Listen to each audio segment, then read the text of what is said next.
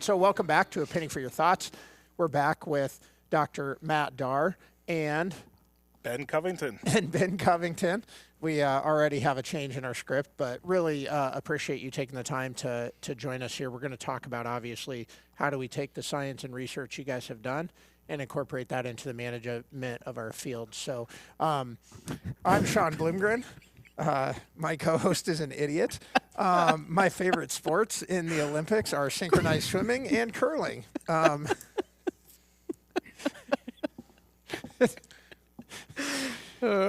He's a far better, I want to reassure everyone, he's a far better agronomist than he is a comedian, but I actually am relatively fascinated by curling for what it's worth. It's a pretty interesting sport. Isn't that crop management, though? I mean, you want every plant to be like synchronized swimming, yeah, right? Sure. Up the ground, all together. You and know the what? reality is, like in curling, you can't really touch the rock. You just got to like scrub the edges. I've never met a normal agronomist. Like that's not actually true. I've met normal agronomists, but all of the really good ones have some just weird quirk. Like, so it's just, it's just part of it. It's the way it is, you live with it. But Andrew, when you're done celebrating your comedic genius, why don't you open up our management episode? Yeah. So we talked a lot about, in the first episode, just the science behind some of the research and all the technology that Iowa State and this lab is helping bring to market, helping growers and agronomists understand how to use it, what's the interaction, within the individual pieces of equipment and also Mother Nature, right? I figure in this management portion, we brought Ben on here. He's someone that I've just really gotten to know and more importantly, really enjoy listening to talk about equipment, his insight into how all these pieces interact with each other and the impact that it has on our management practices.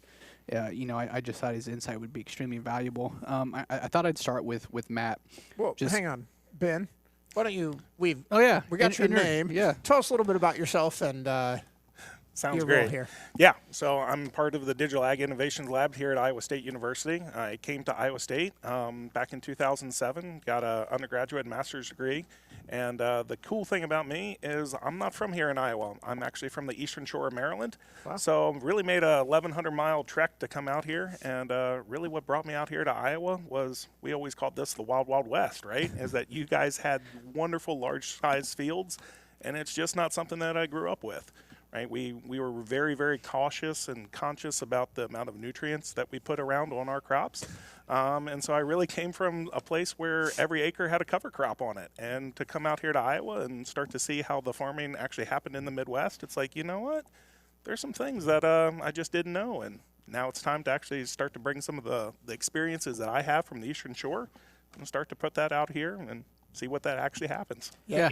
You were around Chesapeake Bay, right? And familiar with one of our previous guests, Temple Rhodes, right? Yeah, so Temple Rhodes, he's actually a neighbor of ours, right? So we have actually a couple farms that border up against Temple. So if you've ever been out there to that part of the world, then that's pretty cool. Exactly where I grew up. I know we're planning on going out there for his field day here. I think it's in August, I want to say. Yeah, it was fascinating when we interviewed him. The thing that was so cool is him talking about, obviously, you guys sit under just such a different set of guidelines and regulations around how you farm. And Andrew made a comment, and I'll never forget it. It's one of those that's just seared into my memory. That part of the world is nearly 30 years ahead of us at understand nutrient cycling, nutrient timing, and the importance of placement. And I'm sure they probably weren't thrilled about that, 30 years ago when those regulations were put into place. But sitting and listening to Temple, his understanding of the importance of the nitrogen timing, understanding how it interacts with the soil, it was a really powerful moment, because it's one of those deals sometimes you have to almost be pushed or forced into that, and so it's powerful to hear his perspective. Yeah. Was that one of many? How do you remember? No, it's the only one.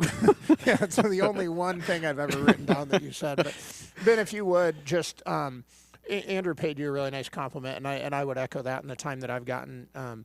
You've got a great deal of passion around this stuff, and you're also a great educator. Talk about your passion a little bit, but what makes you so passionate about this equipment and just the work you get to do here? It's the potential, right? I mean, we're buying very expensive pieces of equipment, and a lot of us are not using them to their full potential. And that's one of the things that I like to be able to bring in, is start to really focus in on some of that technology. Whether that's the variable rating that we can do for both our tillage, or maybe it's our nutrient application, It's really starting to say, hey, I bought this, but let's dive into it a little bit more. Let's see actually how it works out in my farming operation. And that way, honestly, we can start to really think through, like, was this a good purchase? Or, you know what, maybe we could have saved a couple extra dollars and gone with a cheaper version instead of the Cadillac. Yeah, well said. Well, as we open up this discussion around the real world management and the impact that your lab can have on it on growers, agronomists, and all the recommendations we would have and give. Matt, would you open up how you think about the connection between the science and research that you do here in the goal of helping train and educate growers? What's the foundation for everything that you do regarding training and just implementing all this technology into a grower's farm? Yeah, so Iowa State has a motto, which is science with practice, right? That's on our business cards. And so we just try to do that every single day. The education materials that we bring to farmers are absolutely and should be like foundationally grounded in science. So we do a lot of field work at scale. I think this is a trend that's definitely increasing across the country with our colleagues as well.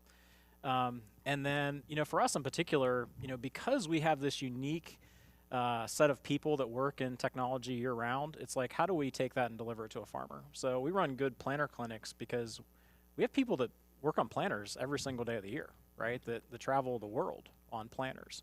I think about the same thing with, with fertilizer applicators, right? We have people here that study that stuff just nonstop throughout the course of the year. And so, we've taken this mission of like, it's not good enough just to help to develop product if nobody uses it. Yep. And adoption and use is also through education. So these comments we talked about in the last episode about, being able to know what ride quality really means from a yield perspective. Well, does me no good to know that, right? Unless we get that out to and into the hands of a farmer. Being able to educate our ag retailers, understanding like particle sizing and SGN characteristics of fertilizer, and at what point you should say like, okay, I got to be really careful about where I take this fertilizer to, because if I have a customer that's right on the edge of their P&K management, this isn't going to spread very well. Well, how do we educate them to prevent those problems from happening? How do we educate on residue management so that farmers are making good decisions? It seems like the evolution of just the speed of technology and yield, it's like these things just keep recycling themselves, right? The importance of understanding them. Let's hone in specifically on the planter clinic. That's something we had the opportunity to take part of, and it was a great benefit to my growers and the people that we partner with. Talk a little bit, Matt, if you would, just about your experience with that clinic and what you're hoping the participants get out of it. Yeah, so we've been doing this for a number of years now, and we started it just because we cared. Like, we just viewed planning as being such a key part of the production system. We hope that growers walk away with a set of tips of like what you should be thinking about, a month out from starting to plant, right? Because the timely nature of this is really important. And actually, I'm going to kick it over to Ben. Why don't you talk through just the way we schedule the day, kind of how we walk people through the different events. Well, that's the nice thing about our planter clinic is we're really not here to sell you anything. It's here to educate you on our experiences. And we're going to start the day off. Doesn't matter what color planter you have. We're going to go back to the basics. And a lot of that comes down into planter maintenance. It does not matter whether you have an old John Deere 7000 series planter or you have a brand new Kinsey. If you maintain the planter correctly, they will still do a good job. So we're going to go through the simplest things, like we're going to make sure that you have your blades are going to be set to the right size. We're going to make sure that they're gapped correctly. We're going to go through to make sure that everything that you have on that planter is as good as can be to stock that we want it to be. But we also have to take a little bit of time to think through. Every farming operation is not a 10,000 acre farm, right? We need to go back through and say, hey, you know what? Those parallel arms are starting to get a little bit more play in them, but I'm a conventional farmer and I'm probably only going to be doing 200-300 acres a year. We can probably start to make those decisions that they'll probably be okay for the next year. But it's really making sure that when we go out to that field, we're going to have as smooth as possible just to make sure that we're going to cover the amount of ground and not have some of those mechanical breakdowns. So planter maintenance is definitely the number one thing that we're going to sit and spend a couple hours talking through. The next thing that we're going to start to lead into is really starting to talk through some of that new technology, those things that we can see out there on that planter to see how well they're going to actually affect that farmer going through the field. We're going to talk through a lot more of our downforce. We're going to go through some of that new technology. We're going to talk to make sure that, hey, is it actually being linked up with our John Deere Operations Center, and we're actually going to be able to collect the data that we actually really need it to. From there, we're going to make that transition going back into the final things that we're going to go through as a farmer. We're actually going to get out and dig, right? We have this ability to bring in some of these soil bins. I think you guys and your customers had a fun time doing that. We're here in February. We're going to actually plant seeds inside a training classroom like this, and we're going to encourage everybody to come up, and we're going to really start to walk through that process of figuring out how well we did planting those seeds. Finally, you kind of alluded to in the previous session is that we have a corn board, which is going to be our wrap up, and that's going to be that eye-opening light bulb moment when you can start to see how one little thing can really affect the success of your growing season if you don't take the time to actually make sure that your planter's set correctly for when you hit that field.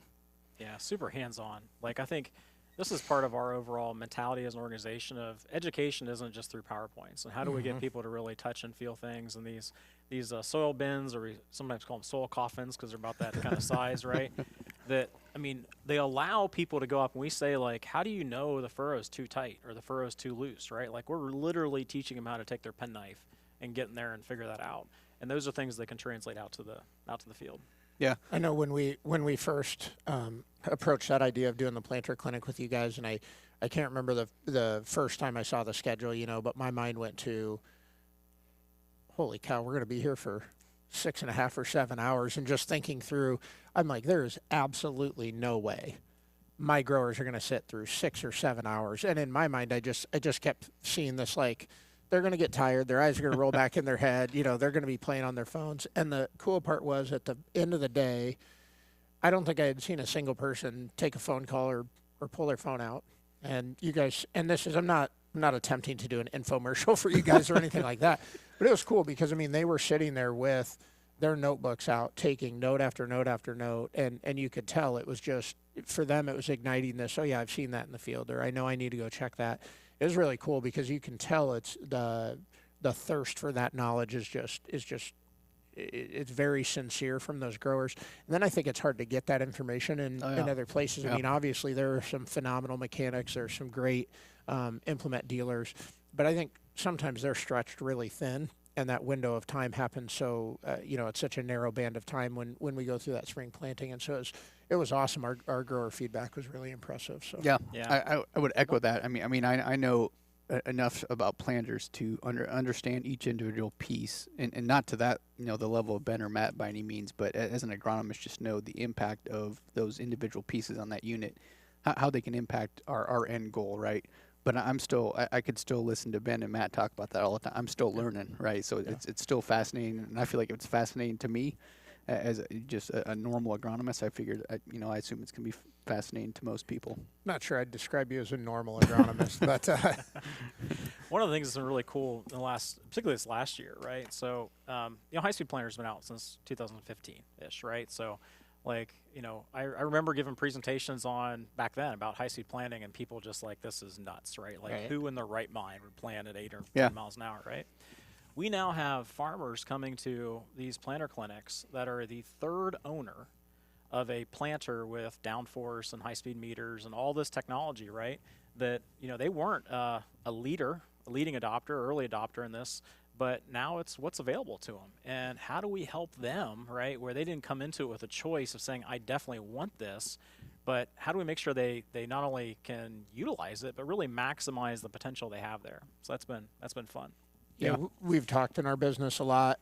Sorry for your script, Andrew. We're just going to go right off that. Is our genetic potential, and I think you said this in our science episode, Matt, is something like 600 bushels or even higher when you're handed a bag of commercial seed corn today, and we're obviously capturing less than half that in most of the times. And so we've used this term around this idea of horsepower, right? Like I'm handing you the keys to a car that you've got to be willing to do different things than you used to do in order to harness that power. And so it's interesting because you talk about that third owner of the planter, but all those incremental steps I think are contributing to our ability to raise the yield ceiling. It's already there in the bag. Now it's our practice is going to keep up.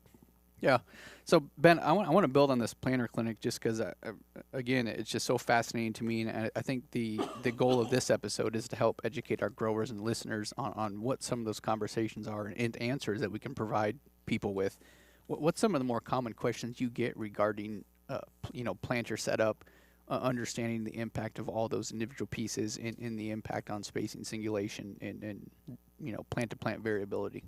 Yeah, one of the big things that, Levi Powell, one of my counterparts, that he really goes and speaks for about an hour on is just downforce, understanding what downforce means. And I think you guys talked about it in one of your earlier ones. I mean, when you're going faster, you're exploding that soil open, right? And we want to make sure that that row unit is getting down to the appropriate depth. The reason why we care about depth so much is moisture. Planting your seed into the moisture is like the number one thing that we can really hope the farmer takes away.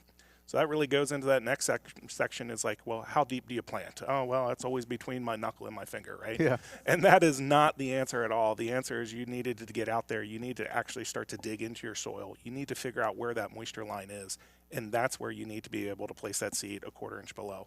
I mean, far too often everybody just wants to have the easy card button that says, oh, well, hey, my dealer or my seed salesman, they said that I should plant at this depth. And it's like, you know what, that farmer, what's your management practices? Are you going into no-till? Are you doing conventional tillage? Like, has the soil been worked 3 times, or is this something that we've already got big clods in it? Yeah. And I think that's the biggest one, is just trying to educate the people that attend our events, just to let them know that it's okay to make a decision by yourself.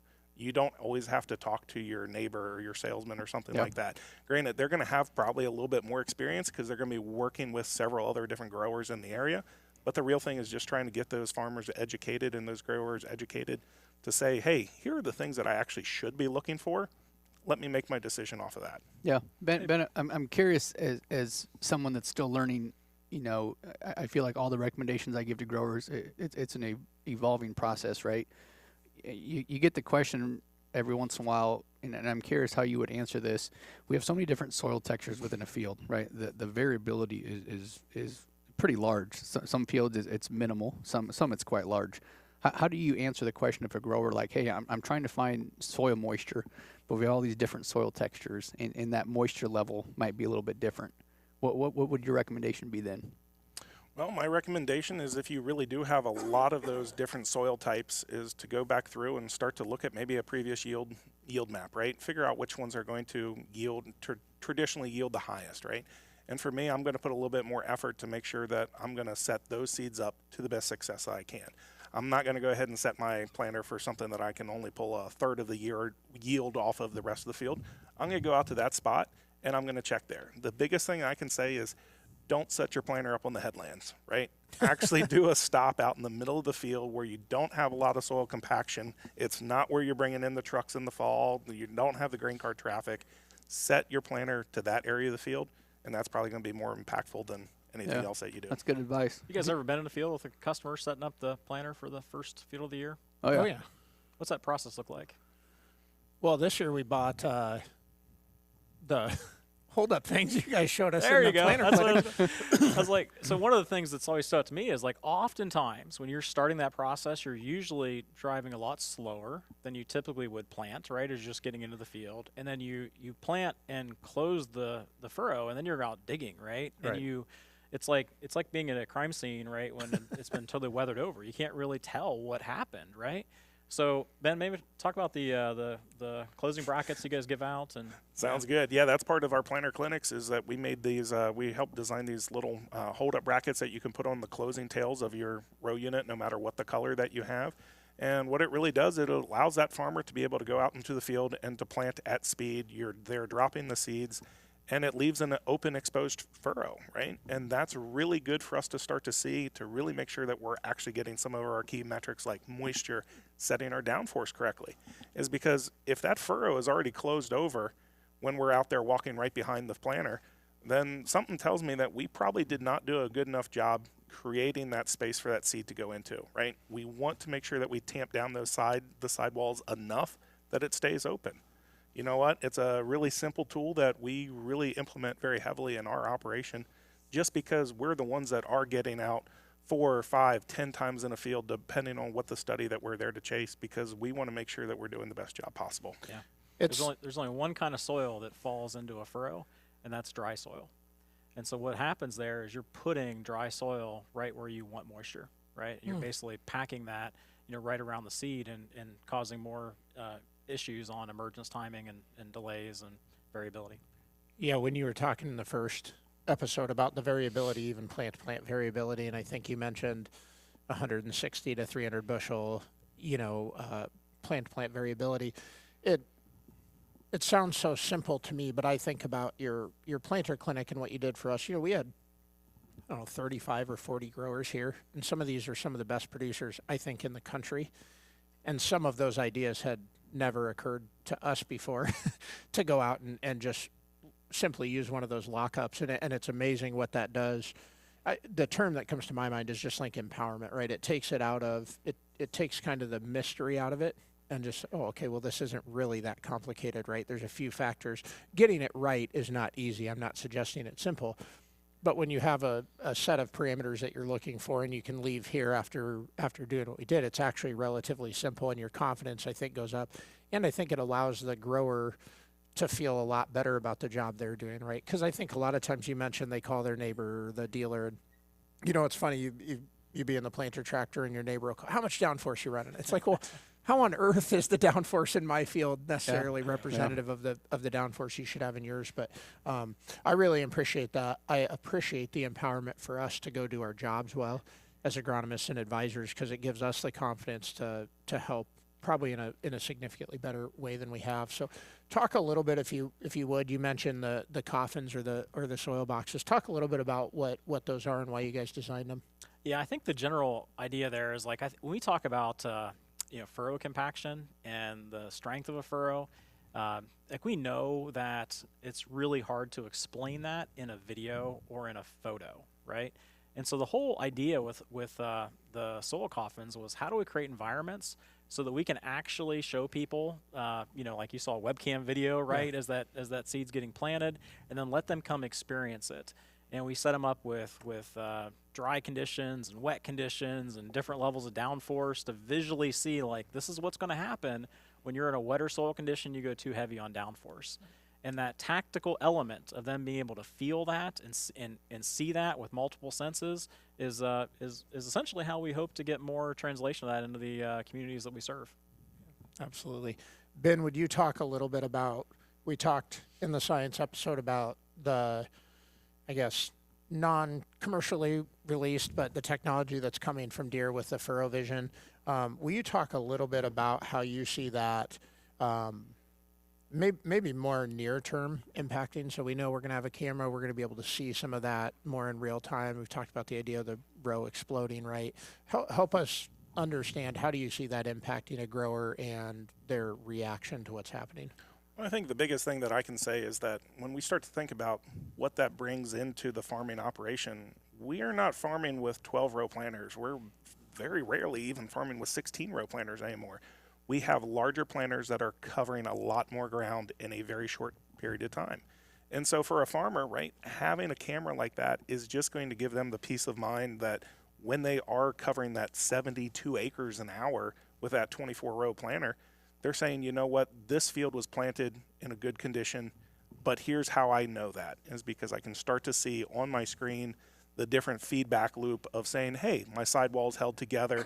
I can see that the seeds are coming out. We can definitely tell that there's a little bit of moisture right down there in the bottom. So it's giving me that peace of mind knowing that I'm doing a good job, especially if I'm going to be pushing those speeds and going faster than what a typical farmer might thought that he was doing 5-6 years ago. Yeah. I should know the answer to this, and I don't, so I'm just going to ask it. We have certain alarm systems built in, right? So if we don't have seed to a row or whatever, we'll start to have feedback from that planter.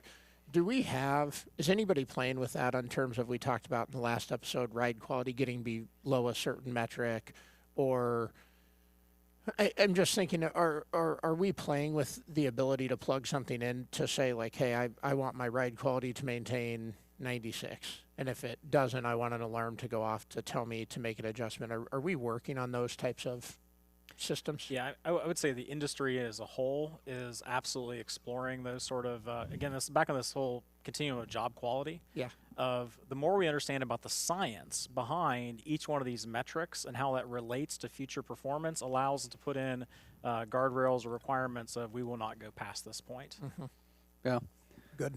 So as we continue the conversation, we had some good insight into the science and research behind John Deere See and Spray. I'm curious, and Matt, you kind of gave us some insight on this. What's your thoughts on how this technology is going to benefit growers? And I think at the end of the day, that's why we do the show. That's why we're all doing our jobs, right? You had some really good insight. I'd like to build on that a little bit, just because I think it's so important and probably doesn't get talked about enough. What's the impact that technology is going to have on growers across the U.S. and the globe? Yeah, I mean, at the end of the day, any technology in ag should accomplish a few things, right? It should protect yield. It should drive more efficiency into the operation through logistics or cost savings. Should be able to implement stewardship practices, and targeted spraying as a whole checks multiple of those boxes, right? I think we feel very confident in the net economic savings on a second pass herbicide application, right? Like anytime you're not spraying bare ground with a contact herbicide, you're going to save money. So like that's out of the gate. Yeah, that makes sense. And that's, I would say broadly, targeted spraying, whether it's on machine or whether it's through a mapping based process with a drone. I will say, I mentioned this earlier, I think the value of a weed map is underappreciated today, right?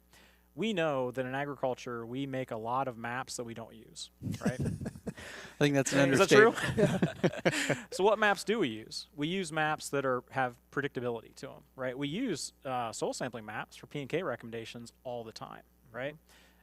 Yield maps, a little bit tougher because if it's a dry year or wet year next year, that could flip the relationship of what that means. Weeds are going to be in the same spot year after year. I mean, we know tillage can move them. We know combines can move them, but it basically drags them or shifts them, right? Yeah. Like if you've got a weedy spot, Pretty good idea. a pretty good idea, right? Well, how many growers are making variable rate decisions on active ingredient across the field, right? Whether it's residual or contact in a second pass, right? Close to none. None, Yeah. right? Well, this unlocks that opportunity to at least have that conversation of like, hey, I got a field that has weeds all over the place. Well, I've got some really high pressure areas and some really areas that are pretty darn clean, right? Well, maybe I still spray the whole thing, but I use that to adjust my active ingredient rates, and again, thinking about residual herbicides in this space too, right? So lots of opportunities there. I think when you talk about what it means for the environmental stewardship that we have and spray drift, for example, right? Well, if you're only spraying half the field, you're also doing a nice job of reducing the drift characteristics, and we know we've got increased pressure on waterways and things. All those pieces are advantaged by knowing where your weeds are. This is not part of the questions we prepared for, but is there tension in the industry? So obviously from a stewardship standpoint and from an AI control standpoint, we want that. Do the chem manufacturers push back on this idea? I mean, obviously, an economic return means we're using net less product, right? Yeah, that's a great question. How's that relationship? So it's complex. There's actually, I would say there's 4 entities involved in that, right? And everyone has to win, right? Farmers have to win. The machine companies, the OEMs that are building technology, they have to win to invest in the technology. The chemical companies have to win. And then there's this little space called ag retail. Are you familiar with that? Yeah, I'm very familiar. Right. They have to win too. And I think they're the ones that have probably feel the most left out in that space right now. I get the sense that the larger chemical companies understand that this is not something they can prevent. I mean, this just, again, 1979 was the first time we sold a product that didn't spray where there wasn't weeds. So, it's coming. I think there's also been a conversation around, hey, we have chemistries on the shelf that are not commercially viable economically at scale. But if we start spraying a lot less acres, then does that open up the door for new chemistries that could potentially come into play that aren't really in play for us today? But clearly, we have to make some sense out of how we protect ag retail and all this, or ensure their success, because we need them as part of a we all win bigger when we win together mentality. And they're absolutely will be reduction in certain chemical sales. As this continues to, I don't think it's if, I think as it continues to grow in adoption. That's a really good question. I know from, I spent 9 years in retail. I think thinking about that question, at the end of the day, you might have less sales, but when you gain the trust of that relationship between the sales agronomist and the grower, you might lose out in one area, but when you make a recommendation for something else, they're going to believe you that much more, and hopefully you can even things out. That's kind of what I learned from my 9 years in retail. You focus on the relationship, gain the trust of the customer, the grower, and then every recommendation you do after that has that much more merit to it, right? Yeah. So it is a tricky conversation, but at the end of the day, I think the thing we need to consider, weed management is not becoming easier. It's only going to get harder, right? The more we can target active ingredients, rates, all that stuff, whether we want to or not, is something we're going to have to do, right? Yeah. It's just it's gonna get harder. Well, we have to do it for stewardship of weed control, but also just the geopolitical landscape isn't going to allow us to be, we're going to be required to have a high level of accountability for what we use, why we used it, and certainly when you start talking about, I think about the technology just that we could validate when we sprayed and what the conditions were. That was a big step, right? When literally just monitoring that through an iPad mattered, but now to actually be able to say, hey, I'm stewarding my chemistry at some point, doesn't sound like in the distant future, to say, hey, I'm using the right chemistry, and I actually have validation in that, right? I'm not doing it because it was what was on a fire sale at the local retailer, or maybe it was the right or wrong recommendation, but here's actually validated proof that I'm spraying the right chemistry for the right weeds and generally doing that in the right part of the field. Yeah. Seems like something the industry, or certainly the consumer, should be a fan of. Yeah, I mean, you guys are super connected in our local farming networks here. Like, what percentage of high clearance sprayers have section control on them today? Boy, if I had to guess, I would think 95. A lot. Yeah, 95%, right? If not 199. Yep. Yeah. What about individual nozzle control? Probably not as high as section control, but it's right. Yeah, I bet still 65, 70%. Yeah, I mean, 20 years ago, the concept of section control seemed foreign, right? And now it's individual rows. It didn't seem foreign, right? It seemed like the idea of, like, why would I spray that twice? Right. Like, that doesn't make any sense. Right. But when the technology first came out, there's always this emotional reaction of, why are you pushing this on me? Do I need that? So you have to really boil it down to, does it make agronomic sense? Are the principles foundationally grounded in the success of agriculture that we would or wouldn't do it? And then it's a matter of how do we do it at scale? Like, it seems silly to us that we would double apply into headlands now. It seems somewhat silly that we, on these huge 120, and growing size booms, that we wouldn't do modulated control. So when we go around a curve, we don't just totally overdose the inside and totally underdose. Like, that doesn't make any sense. And yet we're still spraying a bunch of bare ground with contact herbicides. Yeah. Yeah. Why? That's a good point.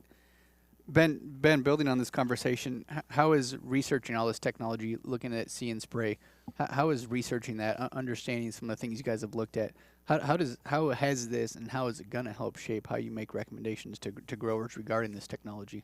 Yeah, well, the first thing I'm going to say is just from my own experience being able to work here, not only with Iowa State, but also cooperators in the area, it really comes down to some of my budget, right? Is that if I have a See and Spray machine, I'm very confident that I'm not going to be broadcasting across the whole entire field. So because of that, I'm going to have a reduction in the amount of chemicals that I'm going to put out. So what comes back for me is, like, I want to make sure that the chemicals that I put out are the best chemicals to be able to go out and kill those weeds. Really comes all back to some of that scouting aspect of knowing what the weeds that you actually have there in your field. For me, that's the first thing that I'm going to start to do. Then when we're going to actually go out there and we're going to implement that, you know what? If this is the first year that I've sprayed, I'm going to go into completely blind, just knowing that, hey, typically we might have some weed pressure in these areas. But if it's a field that I've been spraying with See and Spray technology for 2 or 3 years now, that's when I'm going to go back and I'm going to start to look at my weed pressure map. And I'm going to make sure that I take a little bit more extra time to figure out, hey, what was the weed that was growing in there? And kind of like what Matt has already said is, like, this is the time where I can start to do a little bit more of that variable rate application that, you know what, typically I'm spraying at 15 gallons to the acre. But when I get to that area over there, Now all of a sudden, I'm going to bump that up to about 20 or something like that. Yeah. It really comes down to me as the farmer and the operator, though, is you got to get out and read. You have to start to really look at those labels that you're doing to make sure that when you're putting out that active ingredient, you're staying all within those still recommendations. Yeah. By saving some of those chemicals, that really just means for me, hey, if I do start to have a couple of those missed weeds or something like that, then I can start to make that decision and say, hey, I'm not going to load my sprayer 3 times to go back in this field, but if I got an extra half an hour or 45 minutes, 2 weeks after that application, I might go back through there, buzz through there real quick, and just see if those cameras actually picked up on anything that I might have missed. I really like where this has gone, because it kind of reminds me of how variable rate soybean planting has gone. You know, that you use that, you might still have an average of 140K per acre, right? But you're in your good spots, your bad spots, that range is going to be quite a bit different. Thinking about this technology, even if at the end of the day, if your average use of your active in what you're spraying might be the same across a field, where you're spraying it might be more effective, right? And so I think at the end of the day, there's things we're not thinking about, whether or not we use more or less. There's going to be benefits there, right, if you're using less. But I think the big benefit of this is being a little bit more proactive in increasing the efficiency of the actives that we're spraying. Weeds aren't getting any easier to kill. Yeah. Yep. Well, and going back to our first episode, Matt made the comment it's not good enough just to get it wet. Well, I'd be curious, eventually will we actually be able to utilize that map, and maybe we're not changing our gallon rate, maybe we're changing our active, right? Like the dose makes the poison. That's what, that's a Andrew Penny line, but do we actually change the AI load in the water rather than just the Sure. I want to make note that's the second quote that you've No, I don't think so. in I one heard that episode. from somebody else. You remember the first time you ever saw a backup camera in a car? Oh yeah. And was your reaction like, well, I can back my car. I don't need this. Yeah, and then I drove a rental. I drove a rental like a couple weeks ago, and I put it in reverse, and nothing happened. And I'm like, what am I supposed to do now? I don't know. Oh, yeah, there's a mirror I can use, but. Yeah. So, we went, this is all the same thing, right? We went from like given a camera to then eventually there was like these 2 lines to show you Right. where, and then those lines moved, Yep. the lines behind you move when you turn the steering wheel, right? Now they can auto park. And so everything you're bringing up, Sean, is like all part of this natural continuum, right? Like, are we going to be sitting here in 10 years from now and just it's normal that we got a map of weed types across the field? Yeah, probably so. Change And the that's conversation. Yeah. Yeah.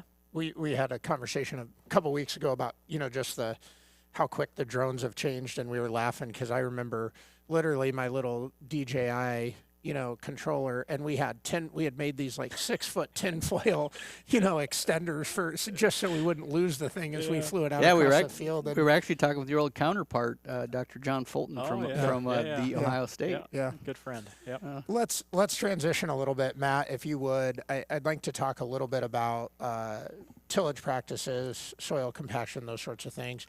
So would you share with our listeners, when you think about characteristics of the soil, what have you guys looked at regarding tillage, and what have you learned about how it impacts our soil? Yeah, so I think it's 100% you got to talk about combining and tillage together, right? Because the better job you do with residue management at the combine level, the easier all things tillage are. Tillage is an interesting, I do think tillage is a regional conversation. Like there's reasons that we do tillage differently across the country depending on what part of the world you grew up in. It's one of the cool parts about this team. Ben's from the Chesapeake Bay, and I grew up in Eastern Ohio. I didn't see a soil sample that had a integer in front of the decimal point until I moved to Iowa, right? And Ryan's been here his whole life. So we try to meld all our ideas together when we think about these things. A couple macro level things, like absolutely, we're growing higher yielding crops, and higher yielding crops come with more biomass. So we've got to be able to manage that. We are huge proponents of managing it first on the combine, and that starts with maximizing the amount of spread width you have and paying attention to the spread width you're achieving on those combines. Similar to planters, which continue to get bigger, so do headers on combines. And we're really talking about harvesting soybeans here because when you're dealing with corn, most of that residue is getting chopped at the row unit level, right? But if you're starting to push 40, 50-foot soybean heads, you have to really pay attention to how you've got your veins, your power cast, your different residue spread settings set up, because if you do a bad job of that, and we get asked a lot, like, do you fine chop, do you long chop? I tell people, number one, you got to spread it far, and you make the adjustments on the machine that allow it to spread far. And if you can spread it far and have the choice, sure. If you want to chop it up, that's going to help it degrade better, and it's going to be less problems about getting hung up in row cleaners and those sort of things. But number one, make sure you get it spread. Okay, so start with the combine.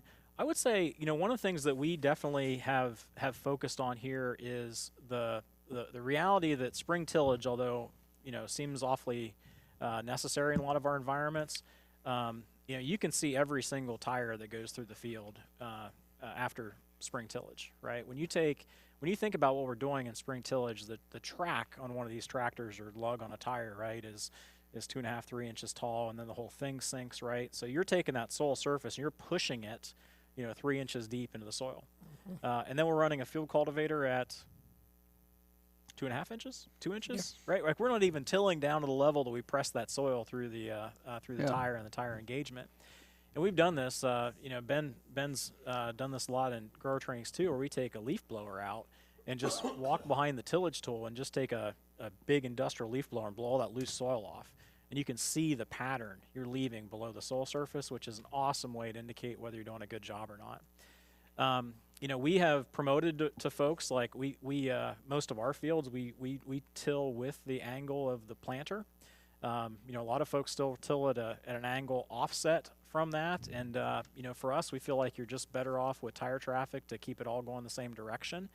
We tend to be folks that for harvest, we like to keep traffic patterns at harvest somewhat managed, so we're not running really heavy grain carts across every single acre. And we do like in strip till, we like our fall strip till applications, and then we believe that increasingly planters can do a much better job of going into those environments in the spring without having to get quote unquote freshened, right? And having a little bit of maybe we call a stale seed bed, but actually has more structure to it and less tire traffic across in the spring when it's wetter and just more susceptible to compaction and clotting. This is all like surface level compaction, right? Is things that we should consider. So I'm gonna jump back in there when it comes to when you're just bringing up the fact of like harvesting our soybeans and that kind of stuff and making sure that we know where that traffic is gone. For us, one of the things that we really started to implement is we love to be able to harvest our beans at a 5-degree angle, right? We think that it feeds into the header nicely. We're not putting all those rows directly on the same exactly knives on the cutter bar. But the thing that we've started to learn and play with over the last couple years is, why are we not planting all of our beans at 5 degrees and not at 0 degrees, right? We have perfect sectional control with our planters.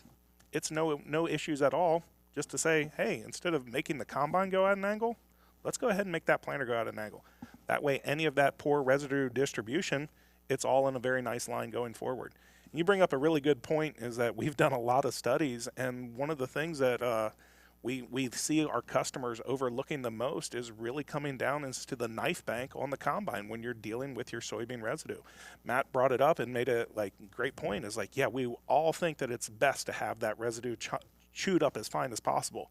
But at the end of the day, if you have a handful of just fluffy powder versus one long piece like this, the row cleaners can move that long piece a lot easier than they can do that really, really heavy mat. It's really going to be very impactful if we're talking about a grower that's going to be really pushing to do a lot more of that no-till, and we're not going in there with an anhydrous bar or something like that, disturbing the soil. Really, when it comes time to making sure that we have that combine set up correctly, pay attention to that knife bank. Man, that was a lot of good info there. I'm sitting here thinking about all the stuff, and I know one of the things I commonly talk about, you get the question regarding anhydrous at an angle versus with the row, and I'm not a fan of it at an angle at all. And I think that kind of mirrors the message you want to go with spring cultivation, right? Yeah, that's a lot to take right there. I think I just had 2 or 3 points that I could. Your planter is trying to optimize itself. Each row unit is, right? Yeah. And so if you've got a row that's denser, got a little different soil conditions than the next row, each row will sort of figure that out themselves, right? Along the length of the row. But if you till at an angle or put in hydrous at an angle, have all these things, these features that you're basically washboarding across as you go. planter never will Yeah. fully optimize to It's that. continuously having to think essentially versus getting one static. Yeah. And the thing that's always going to come up is that, well, man, if you're going to tell me, Ben, that I have to plant my soybeans at an angle, that means I'm going to have to go and spray at an angle as well. We're going to tell you, no, go ahead and keep that sprayer on the same exact tram lines. Go ahead and just run across the beans, Yeah. right? We're starting to think through how wide those tires are.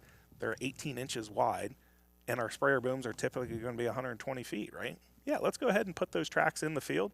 We all know that beans, right, they're pretty forgiving. If you knock over some beans, they're just going to close up that canopy a little bit later, and we're not going to see that drastic yield effect that.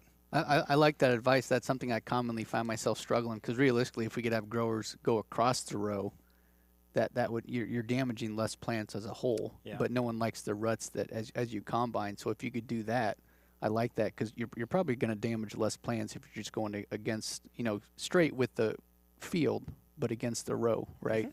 Mm-hmm. I like that advice.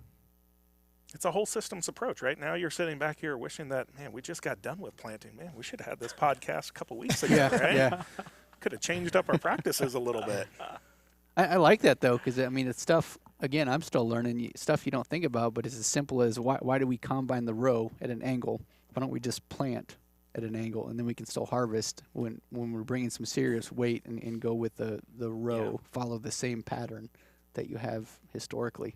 Yeah, and there's no you're always trading off something, right? Yeah. So like we try to bring a systems approach to it to understand like what are the worst things we can screw up, right? And we really do think residue management, like it's hard to overcome that. If you do a poor job with your combine, good luck. Yeah. Right? So Ben, as my final wrap-up question before we dig into just some general management conversation, tell me about some of your research looking at, this is where I really enjoy listening to you, some of your research looking at strip till, conventional till, vertical till, all those different management practices and the impact they can have, pros and cons. Yeah. Well, I mean, let's dive into that strip till, right? Is because here at the university, that's something that we're really starting to grab a hold of that, and we're transitioning a lot more of our acres into a strip till style program. What it really comes down to is we want to make sure that we're being as efficient as possible with those nutrients that we're purchasing. And the way you can be efficient is to be able to put them right exactly where that crop needs it. So for us, that strip till, when it goes through, we're placing our P and our K exactly in the same exact root area that we intend to plant in.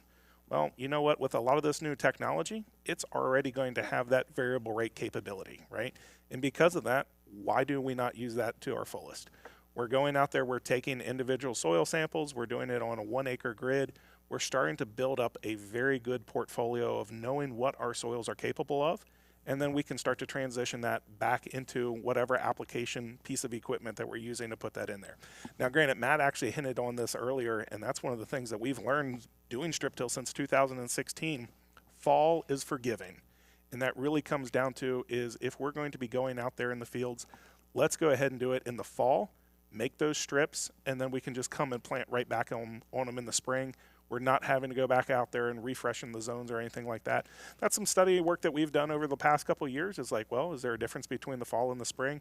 And ultimately, there isn't, right? There's no yield effect difference. It really comes down to is making sure that you're keeping that traffic of that heavy equipment. Yeah. Put it in the fall when the ground's probably a little bit harder.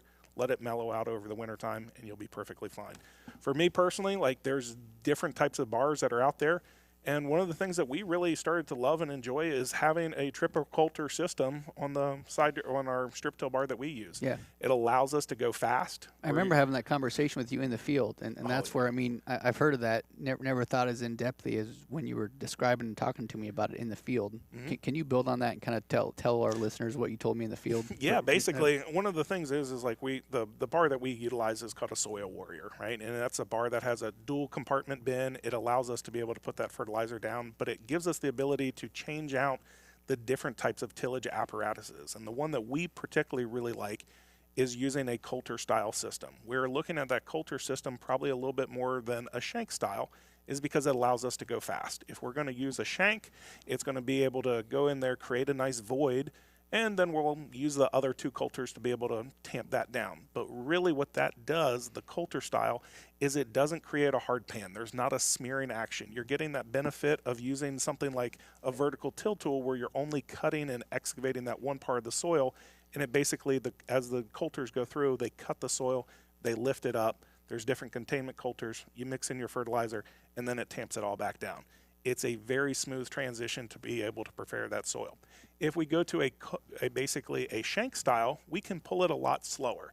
We're going to have a different horsepower requirement because instead of going at 8, 9 miles an hour, now we can do it at 5 or 6. So because you're going slower, you don't have to have as large of a tractor. Again, if we're going to do that, we really want to focus on pulling that type of system only in the fall. Now for us, we never know what our weather pattern is going to be. So sometimes we don't get all of the acres covered like we want to in the fall.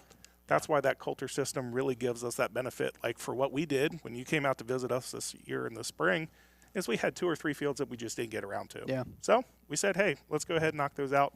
It's like that early whole on. high-speed planner going back to why do we need this? You think you don't need the technology, and then you have environmental conditions like this where those days are limited. Same conversation, right? Well, why do we need this? What's the importance when you have limited number of days to get stuff done? That can be pretty impactful. Yeah, strip till is something too. I hope that ag retail continues to look at like opportunities there, because I feel like part of the adoption challenge we have is it is a capital tool, right? So like It's expensive investment. Yeah, and how do you make that like investment? How do you learn about it before you go out and drop the money to actually do the whole flip over? I love how you say it's an expensive investment, but I'm going to turn that around and I'm going to say, okay, if you didn't have that, you're probably going to be running a disc gripper, right? Yeah.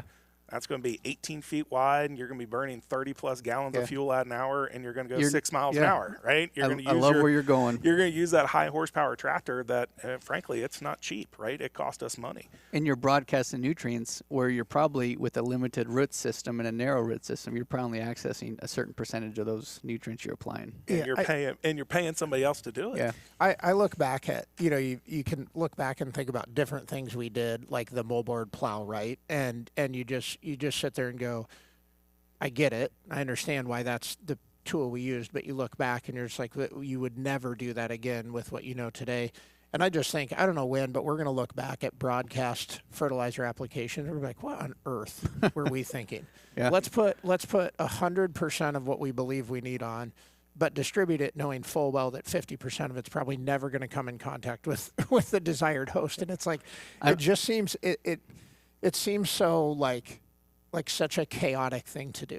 Like, hey, I'm going to give you the 2,000 calories you need to live today, but I'm going to spread them out in a way where you probably won't find half of them. It just doesn't make any sense to me. I'm convinced that at some point, all the people that listen to my high yield talks or anybody I deal with is going to get sick of me talking about strip till, because I'm such a fan of strip till when we start looking at all the benefits that, we had Belo talking about it. Now we have these guys talking about it. I feel like it's, and even Dr. Fulton did a really nice job just talking about the soil structure. I wanted your take, because people hear me talking about this all the time. Ben or Matt, I would love to get your take on, when I'm out promoting strip till and the benefits, I often get the challenge from growers that it's more work in the fall, and I think it might be a little bit more work. It could be slower.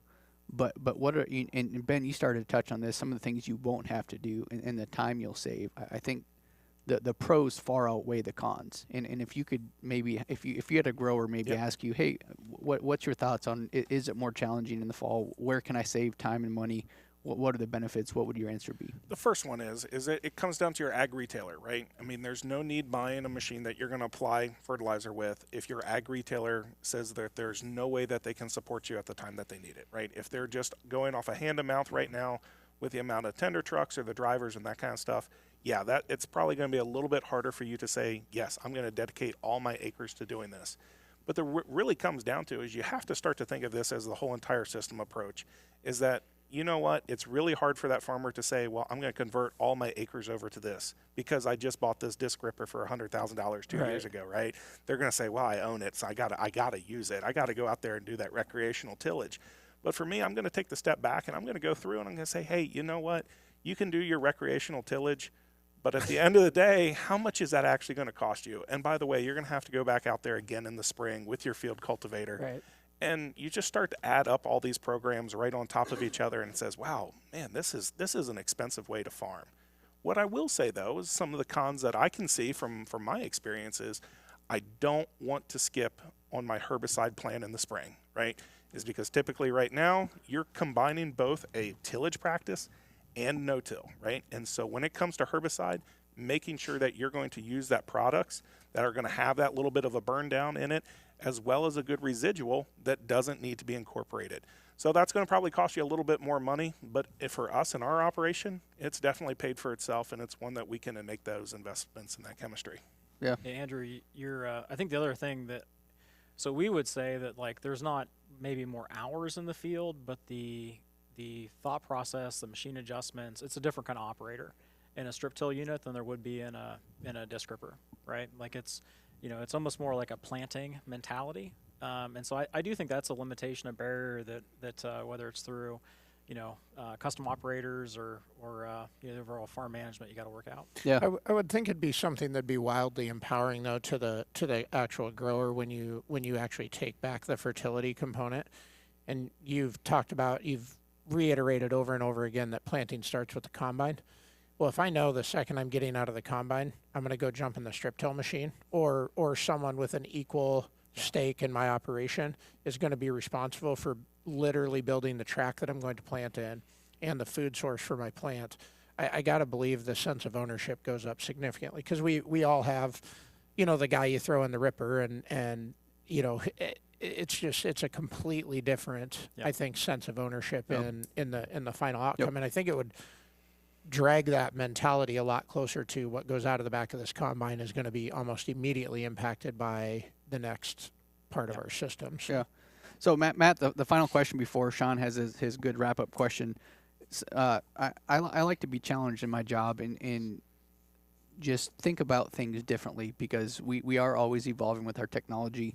And I'm thinking back to one of the conversations I had with you out in the shop, and it just really made me think differently about technology, and I really liked it, and I think our listeners would find value in it. You talked about all the different technologies you've seen in your career, and how at the time no one thought that we needed it, and yet here we are today. Most of those we're using. It's part of our normal everyday conversation or pieces of equipment. Can you tell our listeners about that? All the technology you've seen from the moment, you know, from your early stage of your career to now, and how the viewpoint on that's changed and impacted the way you talk about technology. I gave my first extension talk probably about 2004 on autosteer and that kind of stuff, and you know, man, it was, I still remember the slide as like, you know, autosteer, RTK autosteer, only $65,000, right? Only 60. This was 2004 numbers, right? Like, think about the cost reduction there. And, you know, I just think over my career, you know, when you're in the area of technology, and I mentioned earlier, I don't like to use the term new, right? Because I think we have to change our mentality of that. You know, I had a capstone design group of undergrad students that did some surveying of planter overlap in Iowa, right? And we published some numbers in like 2009 or 2010 of, you know, showing like, hey, section control has, you know, 4% savings on planting. And, you know, that people don't, I think there's a misconception that, you know, you're always trying to sell something, you're trying to tell them what to do. And we've really tried to change that narrative of that this is, you've heard me say continuum, you know, today. It's like, I think it's really important to think about the continuum that happens throughout our personal lives, our professional lives, farming. It's all the same, right?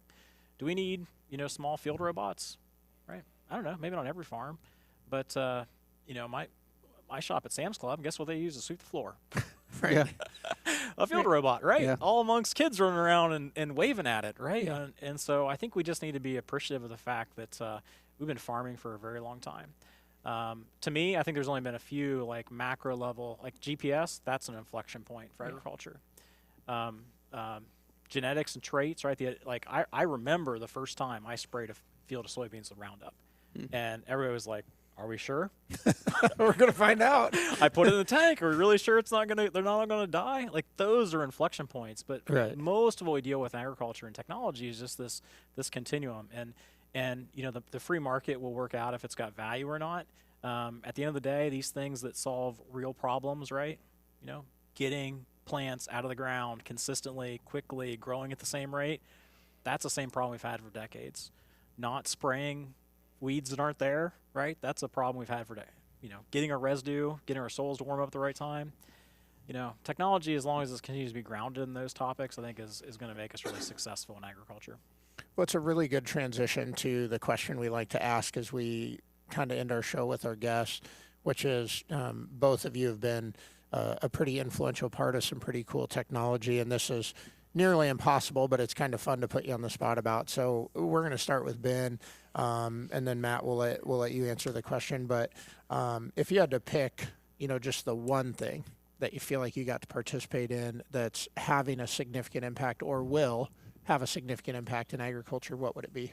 Nutrient placement, right? Making sure that we're actually sensing the crop what it needs to be fed and feeding it at the right time. I think that is what excites me the most, is that like I said, we talked to you about, guys, earlier. It's like the Midwest, the wild, wild West, right? Compared to the location where I geographically grew up. And for me to be able to start to see like some of this new technology allowing us to go back into the field and actually being able to apply the right nutrients at the right time, that's where I get really excited about. And that's where I can see that my career will hopefully maybe define that path a little bit tighter. That's awesome. Beautiful. Yeah. Matt? Yeah, I think we all have our we all have value from the projects we work on. I know for me personally, being in the buddy seat the first time a yield map showed up in a sugarcane harvester ever, like that was a big moment. Seeing that farmer reaction to that was big. But beyond that, I would say I'm incredibly thankful for the team that I've been able to build here at Iowa State University, and for the work that we all do. I mean, we are a service-driven organization that just cares about agriculture, and we care about the circular nature of it. We care that everybody wins, and that there's a lot of dynamics happening everywhere. But you know what? In 10 years from now, and 100 years from now, we're still going to be eating.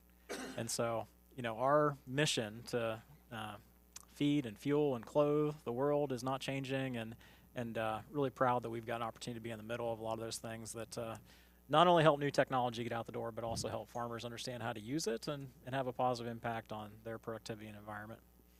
Well, we certainly appreciate everything that you guys are doing, and appreciate you taking time to educate us on the work that goes on here and challenge us specifically in this episode to think about how it impacts the management on our farms.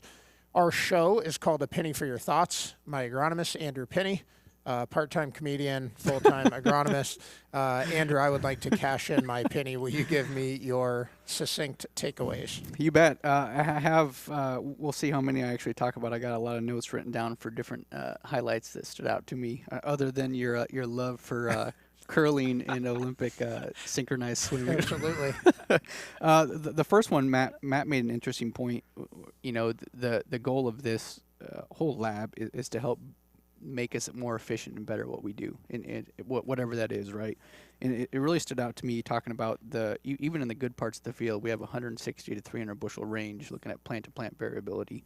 I think what this lab is doing to improve what we're doing, really, just in general, is extremely fascinating. But I didn't know that. I knew there was a range.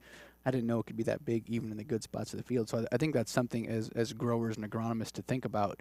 Right, even in these good spots, we can still improve. Right, whatever that looks like.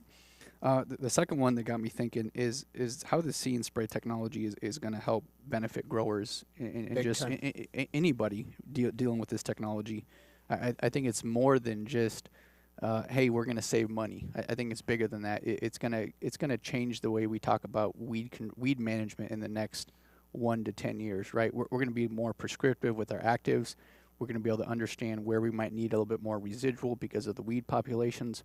So I think it's really just going to change the way we think about and have conversations with the growers regarding weed management. Third one is I would love to just highlight and reinforce how good this planter clinic is. I know you guys put these on throughout different parts and regions within the state. If you can get to one of these planter clinics, listen to Ben, Ryan, Matt talk about this, it's going to be beneficial. I mean, having some of your growers that have been farming their entire lives still take away and just love the clinic, I think just pays, it's just a tribute to how good this clinic is.